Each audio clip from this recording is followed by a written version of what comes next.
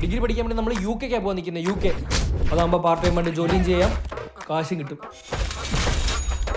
എന്തൊക്കെ ബഹളായിരുന്നു അവന്റെ ഒരു UK പോക്ക്.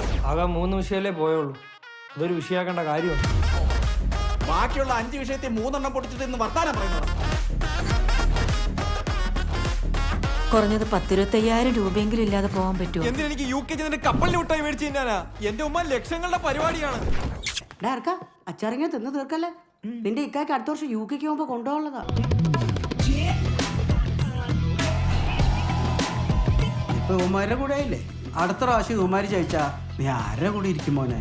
എല്ലാം നിയന്ത്രിക്കാൻ ഒരു പെണ്ണില്ലാത്തതിന്റെ കുഴപ്പം.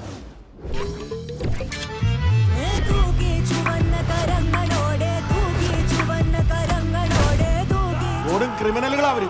പ്രായം നോക്കാതെ പിടിച്ച് അകത്തിടണം.